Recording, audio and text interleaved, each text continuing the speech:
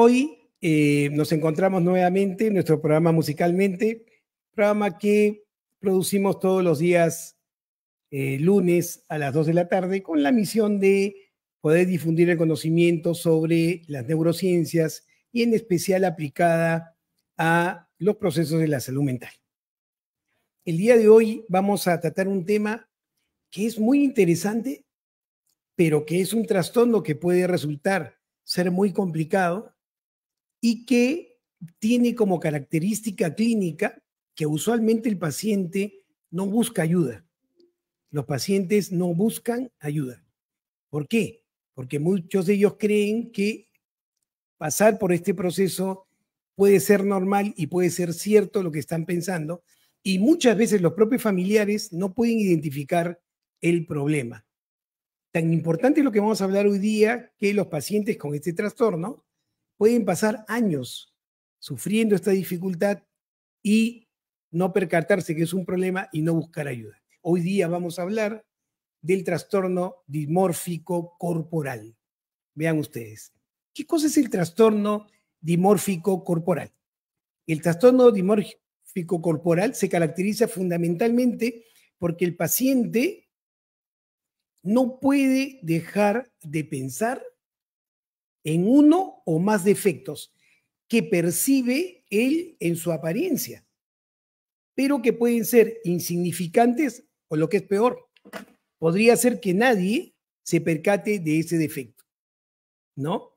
Por ejemplo, yo puedo tener la percepción de que mi nariz, ¿no? De repente tiene una deformidad y yo ver claramente que es una deformidad y generarme una terrible angustia al observar esta deformidad, y más aún si es que yo siento que la gente percibe esta deformidad.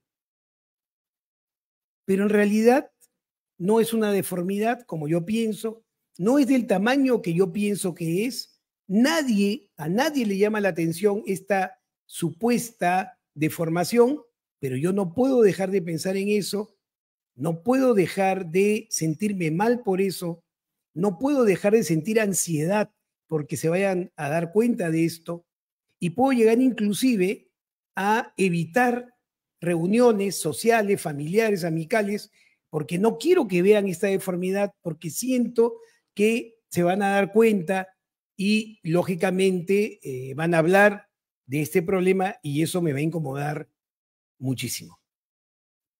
¿Qué les parece? Entonces, lógicamente, si yo pienso que tengo una deformidad en mi nariz, que como les digo, no existe o es imperceptible, pero para mí es terrible, estaré constantemente mirándome al espejo, ¿no? Para ver esta deformidad y ver si sigue creciendo o no sigue creciendo, si es evidente o no. Y entonces además trataré de usar algún tipo de metodología, sea cosmética o lo que fuera, o estética, ¿no? Para poder quitarme esta deformidad. Y lógicamente eso puede generar que yo, por ejemplo, busque cirugías plásticas para mejorar esta deformidad en mi nariz, y puedo hacerlo varias veces porque nunca voy a estar totalmente satisfecho por cómo se ve mi nariz porque la sigo viendo deforme. ¿Qué les parece? Estoy seguro que muchas personas que me están escuchando pueden estar transitando por esta dificultad, y estoy seguro que muchos familiares de pacientes con este problema en este momento podrían darse cuenta que efectivamente este es un trastorno dimórfico corporal. ¿Estamos de acuerdo?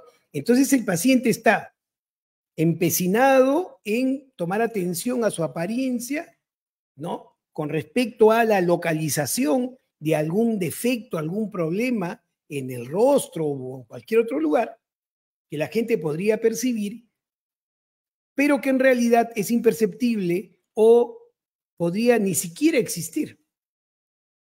Entonces el paciente, como les digo, se torna avergonzado, intimidado, sumamente ansioso y, como les digo, probablemente lo primero que haga es evitar justamente exponerse a procesos de socialización para evitar que la gente se dé cuenta de este defecto.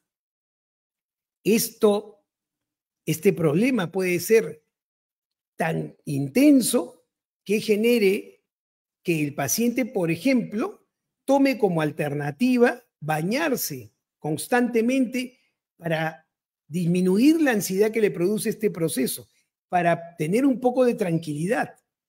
Entonces el paciente puede estar bañándose horas, ¿no? Tratando de alguna forma de que disminuya la ansiedad que le genera esta supuesta deformidad o defecto. Entonces, lógicamente, el efecto percibido y los comportamientos repetitivos para disminuir la angustia que el paciente siente por este supuesto defecto generará un sufrimiento emocional muy significativo. Y lógicamente esto va a repercutir en la capacidad del paciente para desenvolverse en la vida diaria. ¿Se dan cuenta?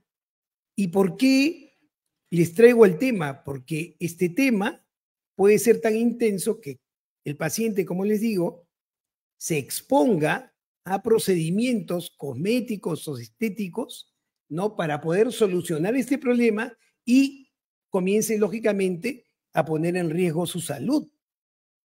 ¿Se dan cuenta? A poner en riesgo su seguridad. Entonces, el paciente, como les digo, tiene esta tendencia a usar procedimientos cosméticos, a tratar de arreglar este defecto percibido sintiendo una satisfacción temporal o una reducción de la angustia cuando ha pasado por el procedimiento, pero a menudo la ansiedad regresa. Y es posible que el paciente nuevamente comience a reanudar la búsqueda de formas que le permitan disminuir o desaparecer este supuesto defecto percibido. ¿Se dan cuenta? Entonces, acá ustedes pueden colegir, ¿no? Ya hemos hecho algunos trastornos que tienen como característica un pensamiento obsesivo y una conducta compulsiva como el síndrome de escoriaciones, ¿recuerdan? Y les había comentado que el síndrome de escoriaciones estaba dentro de lo que se conoce como trastorno obsesivo compulsivo y relacionados. Lógicamente, este problema también está dentro de este espectro, ¿no es cierto? Por lo tanto, podemos imaginar que así como en los procesos anteriores que hemos estado describiendo en nuestros programas consecutivos, este también puede tener muchas dificultades al tener como factor más importante la sensación de que si realmente lo que estoy pensando me hace dudar y pienso que es una tontería, o puedo estar seguro que esté pasando, y esto lógicamente va a hacer que no busque ayuda porque estoy seguro que eso está pasando y me exponga a más procedimientos y ponga en riesgo mi salud. ¿Se dan cuenta? La búsqueda de ayuda ante este trastorno dimórfico corporal va a estar en relación a cuánto yo esté o no seguro de que esto que estoy pensando es o no una tontería, si es real o no, si siento que esté exagerando o no esté exagerando. ¿Muy bien? Por eso que el entorno va a ser importante cuando afrontemos el tratamiento de estos pacientes. Muy bien. Se calcula, miren ustedes, que en Estados Unidos hay entre 5 y 7 millones de personas con este trastorno. ¿Y cuándo empieza este trastorno? Miren ustedes, ¿en qué momento de la vida es más importante? Y yo estoy seguro que ustedes me podrían contestar esa pregunta. Justamente en la adolescencia, ¿no es cierto? La adolescencia es el proceso en el cual el ser humano comienza a transformarse de un proceso relativo de inmadurez, ¿no es cierto?, hacia la adultez. Adolescencia viene de adolecer. Y justamente en este momento importante del ser humano, el individuo se siente que está incorporando recursos y que le faltan recursos que debe ir adoptando justamente para poder acoplarse a su grupo social. Desgraciadamente, y a esta edad, ¿no es cierto?, en el adolescente, priman las conductas más primitivas, las más impulsivas, ¿no? Aquellas que generan gratificación inmediata. Y entonces, en este momento, en la época de la adolescencia, la apariencia puede ser un factor fundamental para que un adolescente busque la compañía de otro. ¿Se dan cuenta? Entonces, una apariencia que esté relacionada, lógicamente, con la época, el entorno y la moda, será el proceso en el que los adolescentes trabajarán, ¿no es cierto?, para parecerse a esta apariencia que es o se califica como óptima en ese momento para poder ser aceptados por su grupo. ¿Se dan cuenta? Y entonces, si en ese momento la moda es que las narices respingadas pues son las más hermosas, entonces si no está respingada mi nariz, yo la veré deforme y pensaré que en realidad tengo una deformidad en la nariz. Ahora, en esta época esto se ha vuelto sumamente complicado.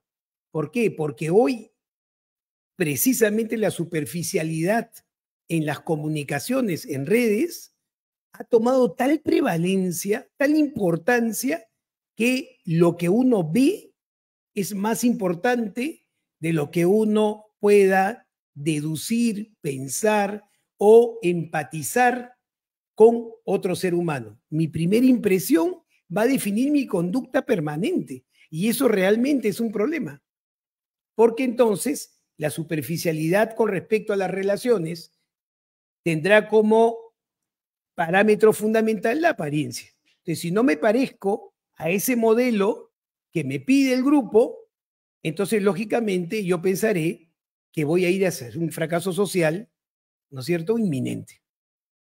Entonces me tengo que parecer, tengo que ser como me piden ser.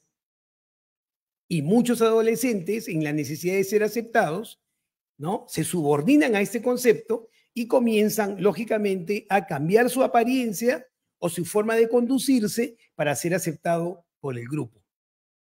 Y entonces los modelos que vemos en redes van a ser los modelos que van a definir en el adolescente cómo uno se debe ver.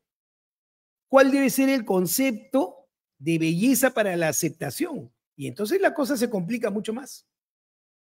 ¿Se dan cuenta? Esa es la razón por la cual el trastorno dimórfico corporal es más frecuente en la adolescencia. Es el pico más alto de generación de este trastorno. Claramente porque es un momento difícil para cualquier ser humano. La adolescencia es un proceso al que hay que irse modulando y adaptando, ¿no es cierto? Porque siempre el adolescente va a querer tener un protagonismo que le permita la aceptación de los demás. Y entonces, si la apariencia es el parámetro, si el protagonismo va a depender de la apariencia, entonces hay mucho más probabilidades que al tener en mi cabeza metida en que debo ser de una forma determinada, se me debe ver de una forma determinada, la posibilidad de no cumplir con ese parámetro puede generar entonces este trastorno, ¿cierto?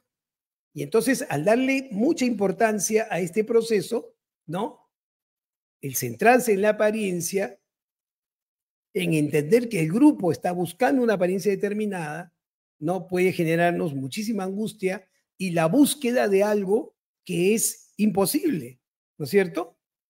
De ser como el grupo quiere que yo sea en apariencia, cuando yo no soy así, y es más, de repente el gusto en el grupo está parcelado, de repente hay que parecer una u otra cosa, y entonces no hay forma dual de parecerme a lo que todos quieren, y entonces el proceso se va a complicar más. ¿Se da cuenta? Entonces, el paciente típico con trastorno dimórfico corporal sufre en silencio su proceso. ¿Cuánto tiempo más o menos? 10 años. 10 años antes de entrar en conciencia y que necesita ayuda.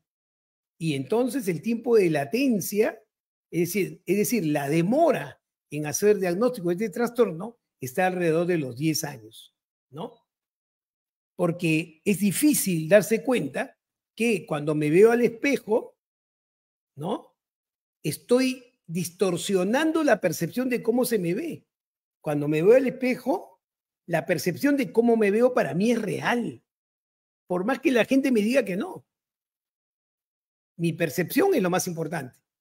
Y entonces, si yo percibo de manera errónea el cómo se me ve y le doy importancia a detalles que no tienen mayor importancia, o comienzo a exagerar con respecto a diferentes formas en mi rostro, en mis manos, en el cuerpo, ¿no? Entonces voy a entrar a esta vorágine de pensamientos intrusivos que me dicen así no te van a aceptar, con esa nariz o con ese cuerpo, ¿no es cierto? Entonces yo, lógicamente, para ser aceptado, buscaré alternativas para poder modificar lo que yo creo que es un problema cuando en mi apariencia, cuando en realidad no lo es.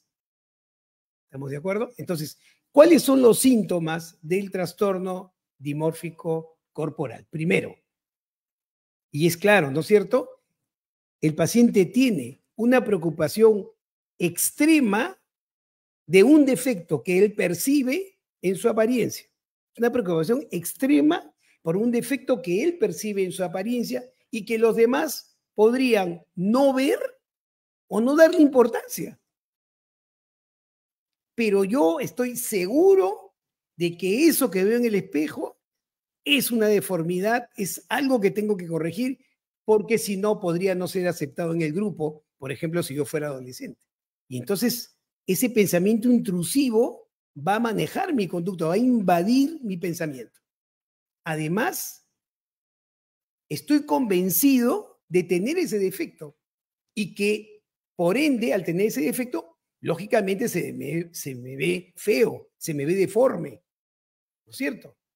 Y entonces, miren ustedes, si yo creo que tengo una alteración que hace que me vea feo, lógicamente el tercer síntoma será que todo el mundo se va a dar cuenta de esa deformidad, cuando en realidad el único que la ve y el único que le da importancia soy yo cuando me miro al espejo. Entonces, si yo creo que tengo una deformidad, ¿estamos de acuerdo? Y esto es importante porque se me ve feo. Y encima siento que los demás se van a dar cuenta y me van a observar y van a tener una opinión negativa sobre mí, ¿qué haré? Comenzaré a estructurar conductas para que o no se vea o no me vean. Entonces, ahí es donde le decía que uno comienza a usar, entonces, procedimientos cosméticos, se comienza a cubrir, y si esto no es suficiente, entonces comenzaré a buscar alternativas quirúrgicas que me puedan modificar esta monstruosidad que tengo en la cara y que me hace tan feo, y por esa razón la gente entonces no me acepta, ¿cierto? Entonces, tendré comportamientos dirigidos a resolver ese problema. Pero además, voy a intentar tener una actitud, ¿ya? O tener una tendencia, ¿no? A ocultar esto. Y entonces, de repente, ¿no? Yo creo que mi ojo izquierdo, ¿no? Está más pequeño y se ve claramente que el derecho, y entonces me dejo crecer el cabello tapándome el ojo izquierdo, ¿no? O de repente yo siento que mi musculatura es muy pequeña y que la gente me ve frágil, ¿no es cierto? Y entonces me visto de tal forma que, ¿no? Se me vea más corpulento. Entonces, mi estilo en el vestir, en el caminar, en el hacer, va a cambiar en relación de minimizar ese defecto o esa deformidad, ¿cierto? Y entonces, ¿cómo me voy a dar cuenta yo? Y este es el quinto síntoma. ¿Cómo me voy a dar cuenta yo de que esto está funcionando? Que este ocultamiento está funcionando. ¿Saben cómo me voy a dar cuenta? Comparándome con los demás, pues. Entonces, si me comparo, ¿no? Y pasa un físico-culturista, estoy frito. No está funcionando y voy a buscar otras formas para que se me vea como yo creo que se me debe ver y para disminuir justamente este proceso de deformidad de que les acabo de hablar. Entonces, no solamente necesito comparar, ¿qué necesito además? Que la gente me diga, oye, qué bonita tu nariz. O, Alberto, se te ve más corpulento. ¿Estás yendo al gimnasio?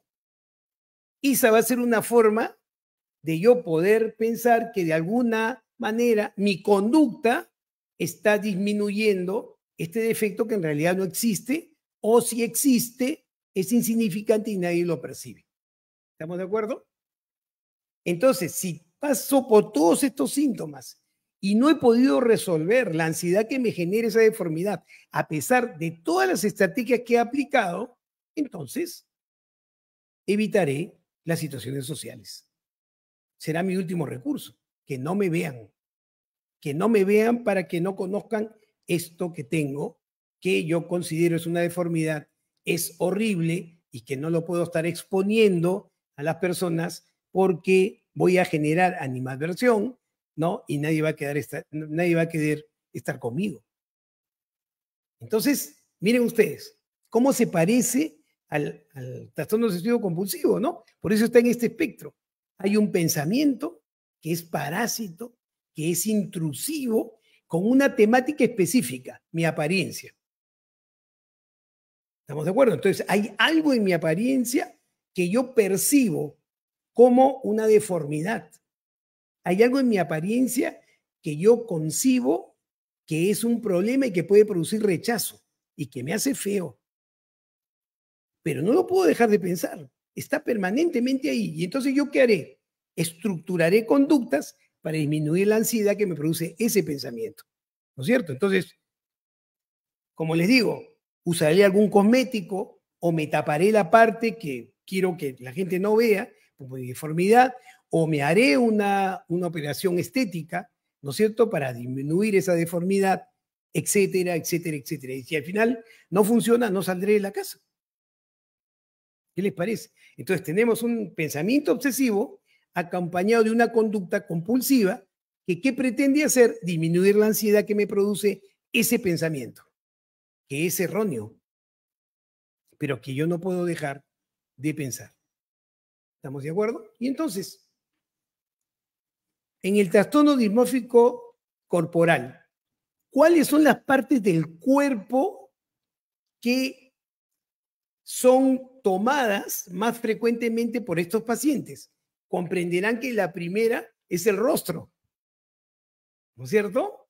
Y si nos miramos, ¿qué es lo más grande en el rostro? La nariz. Entonces, la nariz será muy, muy frecuente dentro del trastorno dimórfico corporal, ¿no es cierto? Entonces, deben conocer a personas que se han operado la nariz 1, 2, 3, 10 veces, pensando que es muy grande, o pensando que los orificios son muy amplios, o pensando que el tabique forma una montura muy, muy importante, y entonces me voy achicando la nariz, hasta que llega un momento en que parezco un muñeco. Esa nariz no se corresponde con mi apariencia en general. Y entonces consigo todo lo contrario, ¿no? En vez de, entre comillas, arreglar esa deformidad, consigo verme efectivamente deforme.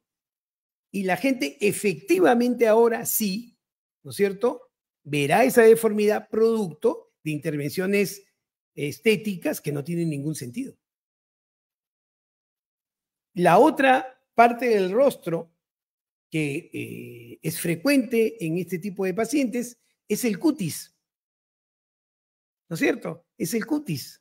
Más aún si tengo acné, arrugas o otras imperfecciones, eso me va a tener sumamente preocupado. Y entonces van a ser esas personas que ustedes conocen que tienen una capa de cosméticos sobre el rostro para tapar absolutamente todo. Y ustedes se dan cuenta porque la cara tiene un color y el cuello tiene otro color. Y es supuestamente para que no se vea algo que, como les digo, puede ser imperceptible. Entonces, primero, rostro, específicamente nariz y cutis. La otra parte del cuerpo que es también importante es el cabello. ¿No es cierto? Entonces, el cabello se vuelve una obsesión, ¿no? Comienzo a ver que mi cabello de repente es muy ralo, o de repente muy grueso, o de repente muy grasoso, o de repente muy seco, o de repente produce mucha caspa, o de repente está muy débil. Entonces, comenzaré a hacer procedimientos cosméticos para que el cabello se vea de una forma determinada, ¿no es cierto? Y ya sabemos que ahora hay procedimientos quirúrgicos también para cambiar la apariencia o en todo caso la topografía, ¿no es cierto?, del cabello y el cuero cabelludo.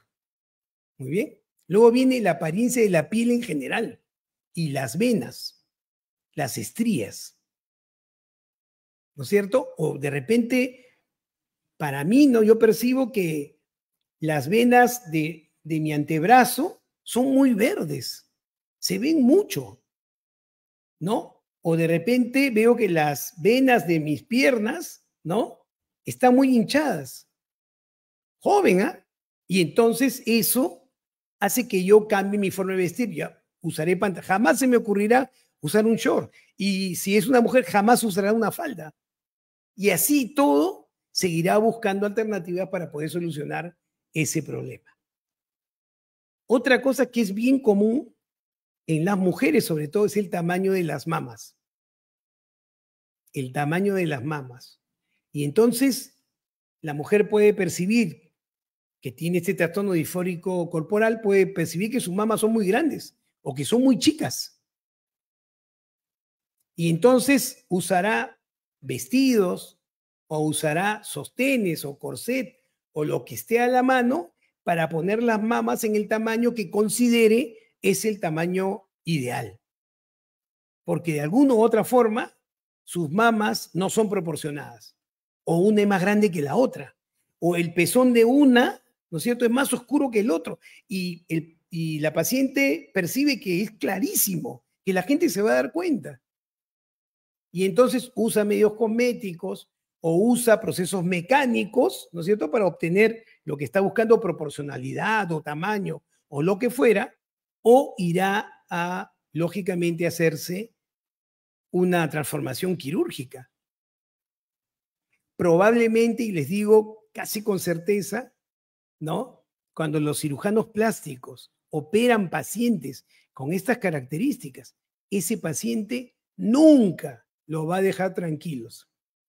Siempre van a reclamar que es muy chico, que es muy grande, que es muy ancho, que es muy gordo, porque efectivamente no hay forma, si estamos frente a este trastorno, que el paciente quede satisfecho con una operación. Es más, puede quedar satisfecho inicialmente y después, nada. Mire lo que me ha hecho. Entonces, mucho cuidado con esto, ¿no? Otro trastorno temático común en los hombres es el tamaño de los músculos. Y vean ustedes, mis queridos padres de familia que me están escuchando, ¿se han dado cuenta que se ha puesto de moda que los adolescentes quieran verse grandes, musculosos? ¿Se han dado cuenta? ¿Se han dado cuenta que hoy es sumamente frecuente el uso de proteínas, aminoácidos, óxido nítrico, cualquier cosa que haga que el músculo crezca? Que el acceso a productos hormonales para hacer crecer el músculo es cada vez más precoz en la edad, es cada vez más frecuente en los adolescentes. Y esto es justamente porque, de alguna u otra forma, estos muchachos piensan que necesitan verse más grandes para no verse débiles. ¿Qué les parece? Y luego tenemos los genitales, ¿no es cierto? Tremendo problema, ¿no? Si es muy chico, generalmente es porque es muy chico, ¿no es cierto? Y en las mujeres porque de alguna u otra forma parte de los órganos sexuales femeninos podrían ser muy grandes, los labios, por ejemplo, vaginales. Y eso es terrible. Entonces, agrandamientos, cirugías pueden ser la característica y pueden generar entonces, como les decía, riesgo a la salud. Entonces, la pregunta es, ¿cómo podría yo calificar la gravedad de este proceso? La gravedad de este proceso está íntimamente relacionada con la intensidad de la creencia. Es decir, la intensidad con que el paciente está convencido de que es cierto lo que le está pasando o lo que cree. Entonces, si uno se ve efectivamente con una deformidad y se da cuenta que está exagerando, pero que no puede dejar de pensar en eso, ¿no? Va a buscar ayuda. Entonces ahí el trastorno dimórfico corporal tiene buen pronóstico, porque tiene tratamiento. Pero si tiene duda, ¿será o no será? Por momentos piensa que sí está la deformidad y por momentos piensa que no. Va a ser más difícil que busque ayuda porque hasta que no esté convencido de qué cosa es, no la va a buscar. Pero ¿qué pasa con los pacientes que están absolutamente convencidos de que eso es cierto? No van a buscar ayuda. Y si son adolescentes, va a tener a los padres curcunchos. Papá, opérame la nariz, opérame la nariz. En el colegio se dan cuenta. No me aceptan en el grupo porque tengo la nariz grande. Por favor, opérame la nariz. Hasta que la familia, si tiene recursos, accede. O la adolescente, papá, tengo los senos muy grandes. Pero hija, si está, no tiene, papá, los tengo muy grandes, por favor, yo no quiero sufrir, voy al colegio, todo el mundo se da cuenta, yo siento que me observan porque tengo los senos muy grandes, vaya usted y opere. ¿Se dan cuenta? Lo peor es que a pesar de la operación, momentáneamente el adolescente se tranquiliza y después empieza nuevamente con la historia. Miren ustedes, ¿cómo será cierto lo que les digo? Que hoy en día se ha descrito un síndrome, se llama, es increíble esto, se llama dismorfia de Snapchat. ¿Conocen Snapchat? Este es una app que permite, es una aplicación de redes sociales en la cual ustedes pueden retocar su selfie, ¿no? O sea, ustedes se toman la selfie y la llenan de filtros para que se le vea cada vez mejor, ¿no es cierto? Y esto hoy es una pandemia. Los muchachos usan constantemente esta aplicación justamente para mandar su mejor imagen. El problema es que uno emplea tanto los filtros que la persona que termina mandando no se parece a uno o se parece muy levemente. Entonces, ¿cuál es el problema? Cuando se va a encontrar con esa persona o cuando va a ir a un grupo social donde él constantemente cuelga sus selfies o ella. ¿Estamos de acuerdo? Miren ustedes, las investigaciones muestran que los adolescentes y los adultos jóvenes emplean muchísimo tiempo para mandar un selfie. Se ha calculado que para mandar un selfie perfecto, ¿no es cierto? El individuo que lo va a hacer se demora por lo menos 16 minutos en aplicar sus filtros y hace por lo menos 7 intentos de la imagen antes de aprobarla, ser aprobada por él mismo y mandarla. ¿Se imagina? A ver, dígame por favor si no estoy acá, mis oyentes jóvenes, si no estoy diciendo la verdad. Ahora mandar un selfie es todo un trámite. Ya no es solamente clic, no. Clic y le saco, le pongo, le aumento, ¿no es cierto? Y entonces, ¿qué sucede? Llega un momento en que se ha usado tanto filtro para mandar un selfie que el individuo se da cuenta que no se parece al selfie. Y entonces, ¿en qué consiste el síndrome? En que el adolescente o adulto joven quiere parecerse a su selfie. Que si no se parece al selfie, entonces no va a lograr tener una apariencia aceptable. ¿Qué les parece? Y entonces uno comienza a hacer modificaciones para parecerse al selfie. Vean ustedes. Y esto se conoce como síndrome de Snapchat. ¿A qué edad es más frecuente? Vean ustedes, entre los 16 y los 25 años. Miren la modernidad, miren la tecnología mal usada. Cómo estos vientos de progreso tecnológico traen nuevas patologías, nuevos trastornos. Existe otro trastorno dimórfico corporal que se conoce como trastorno de apropiación. ¿Y saben cómo es? El individuo se preocupa no por su apariencia, sino por la apariencia de otro. Por eso se llama de apropiación. Y entonces está preocupado constantemente en cómo al otro se le debe ver. ¿Qué les parece? Y eso le genera mucha angustia.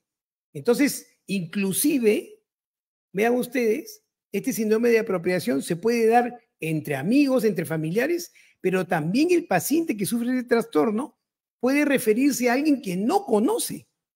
Entonces no va a tener ningún control sobre la apariencia de este individuo. Entonces estas personas se preocupan excesivamente por el aspecto físico de otra persona. Y su preocupación es excesiva y puede, lógicamente, afectar negativamente su vida diaria. ¿No?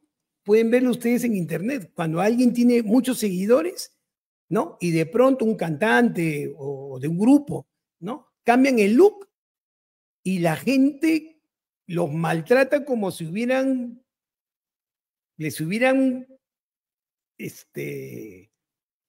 maltratado físicamente. Y es justamente porque así no es como se deben ver. Deben verse como yo creo que se deben ver. Ese es entonces el trastorno dimórfico corporal de apreciación. ¿Qué les parece?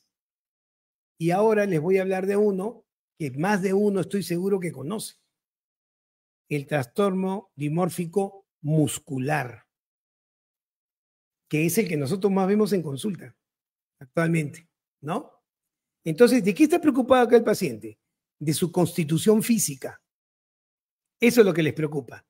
Y usualmente es porque se les ve muy pequeños, o ellos creen que se les ve pequeños, o ellos creen que se les ven débiles, ¿no es cierto? Lógicamente es más frecuente en hombres que en mujeres. Y entonces, ¿cuál es el temor mayor de estos pacientes? Verse frágiles. ¿Por qué? Porque si se ven frágil, ¿no es cierto? Alguien los va a atacar, porque se ven frágiles. Y si se ven frágiles, ¿no? Las mujeres tampoco los van a buscar, porque no tienen una apariencia de un hombre protector que las vaya a defender. Más bien ellas lo tienen que defender a él, en la creencia de que esto sea cierto. Entonces, ¿qué hacen estos pacientes? Pasan tiempo excesivo en el gimnasio, pasan tiempo excesivo en hacer ejercicio. Están en el gimnasio todos los días, 2, 3, 4, 6 horas, descuidando todo lo demás. Y a veces los padres no se dan cuenta de esta desproporción y dicen, no, lo que pasa es que mi hijo es deportista. Yo prefiero que esté así que tome o que salga con los amigos, ¿no? Hasta que en el mismo gimnasio, el mismo entrenador le comienza a vender sustancias para supuestamente aumentar el volumen del músculo, ¿no? Y posteriormente comienzan a inyectarse hormonas, ¿no? Andrógenos justamente para verse más grandes. Y eso, lógicamente, no solamente altera su salud general. Recuerden ustedes, ninguna hipertrofia en el cuerpo humano es saludable. Las hipertrofias en el ser humano, en cualquier órgano, acorta la expectativa de vida. Muscular, cardíaca, gastrointestinal, la que sea. Músculo hipertrofiado no es salud. Por una cuestión muy simple. Uno nace con una carga genética. ¿Estamos de acuerdo? Que le indica a su corazón, oye, corazoncito, tú vas a trabajar con este volumen muscular. Tú vas a trabajar contra esta resistencia, tu presión arterial.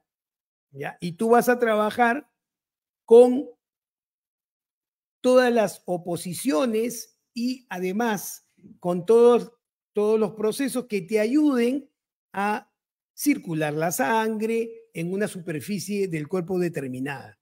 Eso es lo que dicen los genes. Pero de pronto a mí se me ocurre que mi corazón, ¿no?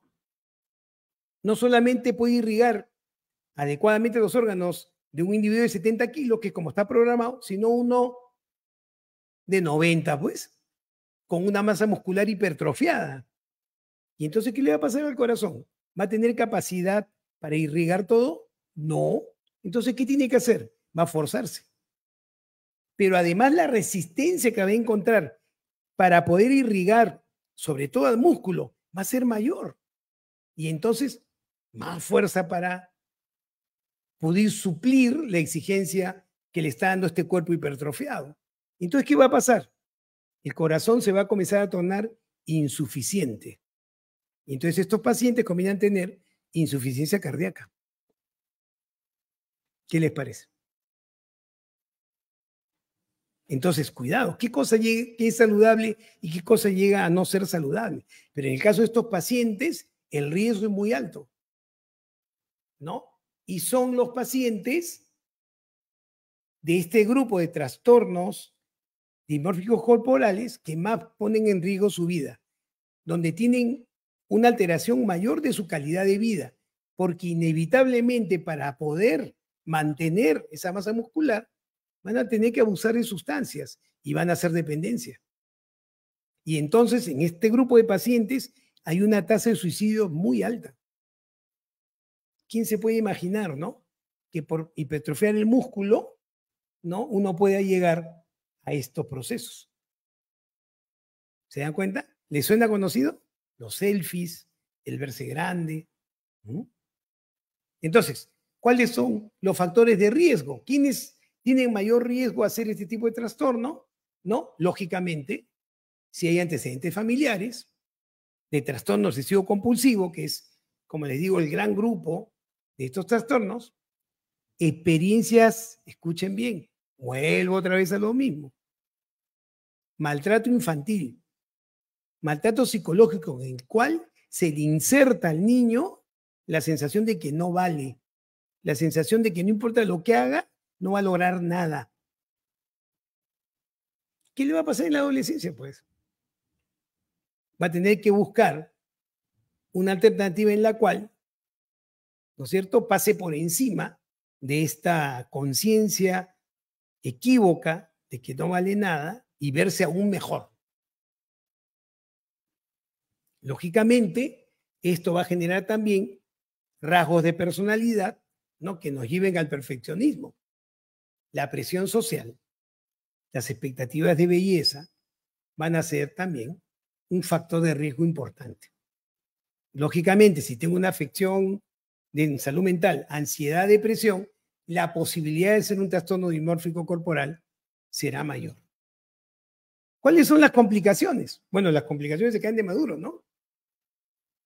Lógicamente, si yo tengo este trastorno, va a haber asociación de este trastorno, si no se trata, con ansiedad,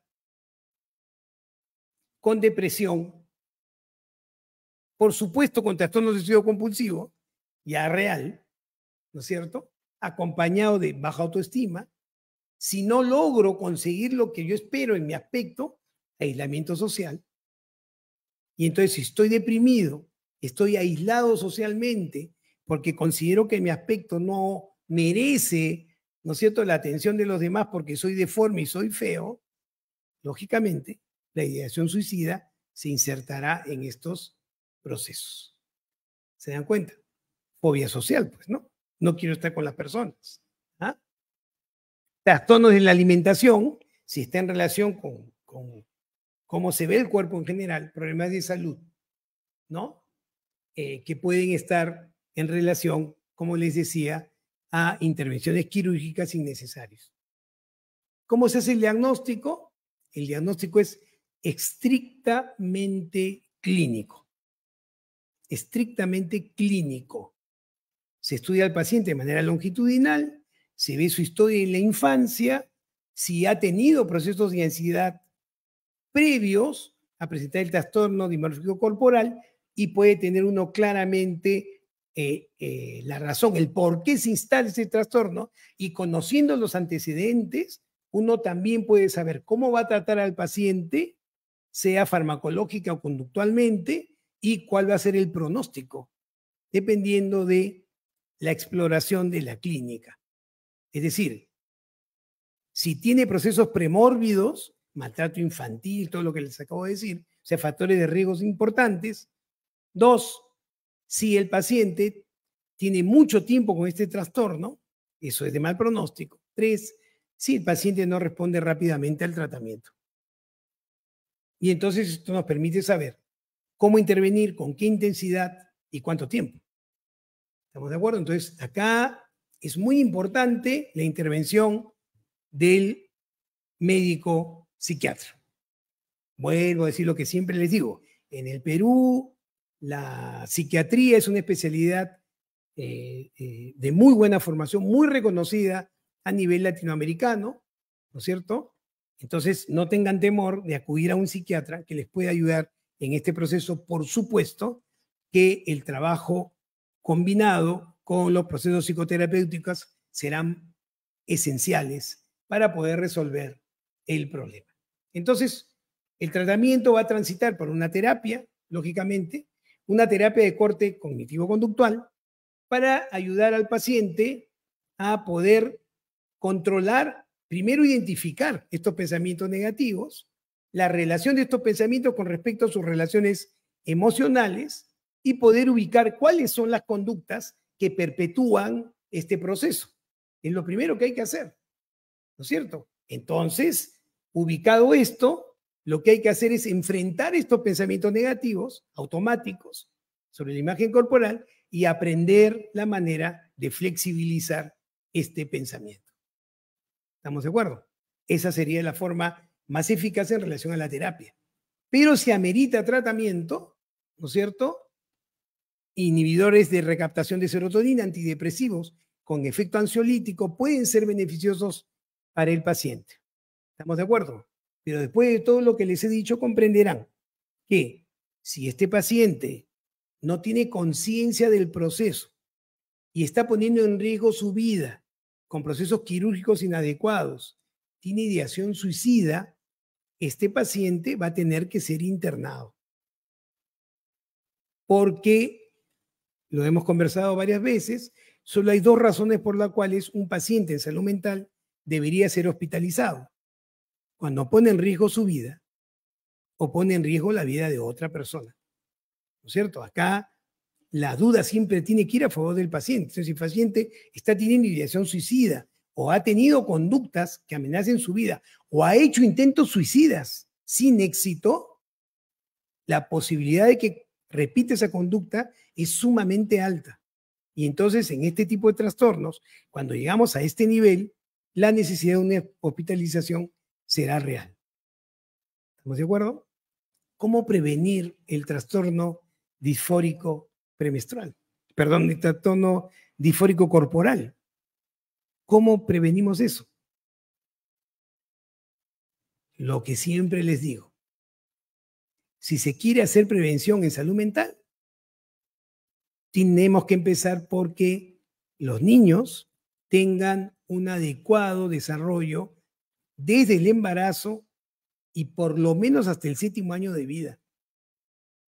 Es la mejor forma de hacer prevención en salud mental. Pero para eso necesitamos muchos actores, ¿no es cierto? La familia,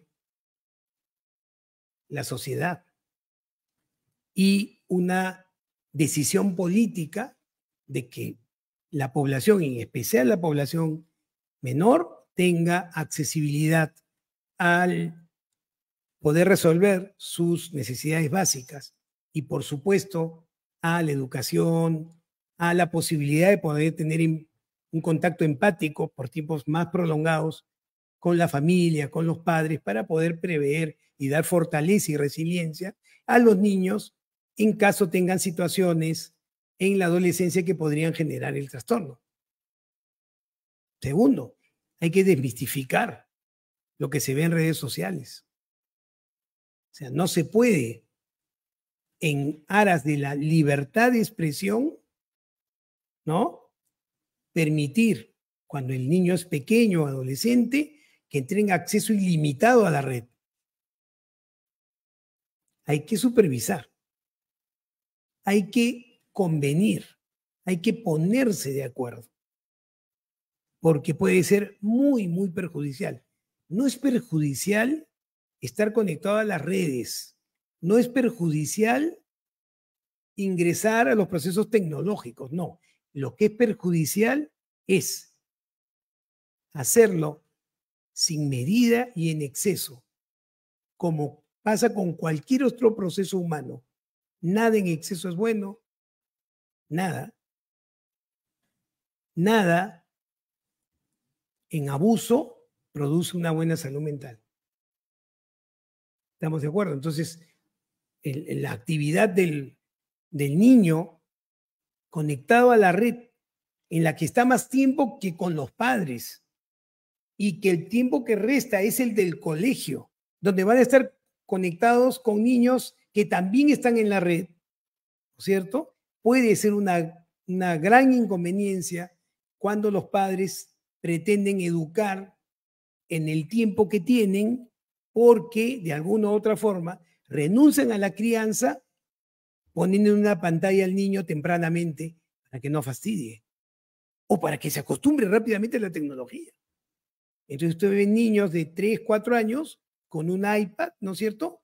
Mirando con el cuello hacia abajo, ¿no? Y aprendiendo los principios básicos de la empatía, los principios básicos de la posibilidad de poderse vincular con el otro con una pantalla. Por eso que estos trastornos que les vengo a traer están siendo cada vez más prevalentes y están a tono con la tecnología.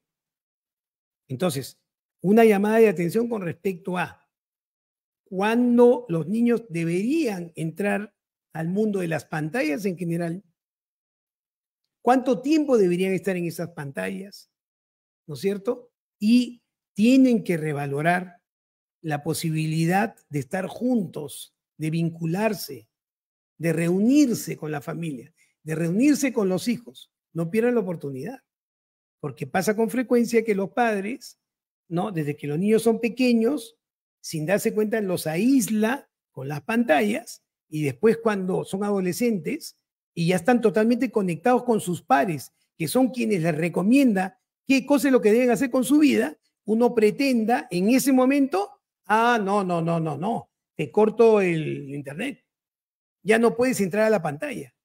Y a esa altura, mis queridos amigos, es relativamente tarde, porque ustedes lo permitieron al principio. ¿Se dan cuenta? Entonces, si van a hacer un régimen en el cual lo más importante es vincularse con sus hijos, ¿no es cierto? Administrar las pantallas es sumamente importante. No es verdad que si el niño está menos tiempo en la pantalla, va a tener más dificultades de comunicarse con sus contemporáneos. Eso es falso. ¿Saben cómo se llama eso? Marketing. Para que se metan más en las pantallas. Eso no es verdad. No. Es importante vincularse, ponerse en el pellejo del otro. Las emociones no pueden ser intermediadas por una pantalla. No se puede instrumentalizar. Las emociones tienen que ser biunívocas, fluidas y homogéneas. Eso no se puede hacer a través de una pantalla. Entonces, pongan la balanza en remojo. No estoy en contra de la tecnología, por favor. No es lo que quiero decir. Pero si no administran este proceso de comunicación y es el más importante para sus niños y adolescentes, no pretendan después que ellos puedan leer el sufrimiento de ustedes cuando los ven en situación de peligro, porque no van a poder leer su emoción, ni las de usted ni de él mismo. Porque ¿saben lo que va a hacer? Van a buscar en la pantalla la respuesta a lo que están sintiendo. ¿La van a encontrar ahí? Entonces, mucho cuidado con eso. Muy bien, hemos terminado por el día de hoy. Como ven, el tema es sumamente interesante, mucho más frecuente de lo que parece, el trastorno dimórfico corporal. Poner atención, ver a los hijos, cuidado, como les digo, con estas influencias de toma tantas vitaminas, tantos aminoácidos, proteínas, ponte esto, se te va a ver más grande, mucho cuidado. Hay que tener proporcionalidad en todo lo que se hace. Cuiden a sus hijos, cuiden a su familia, cuiden a sus vecinos, cuidemos el país. Les mando un fuerte abrazo. Gracias por estar ahí. Estuvo con ustedes el doctor Alberto Fernández en nuestro programa Musicalmente y nos vemos el próximo lunes con otro tema interesante. Un fuerte abrazo y que tengan una linda semana.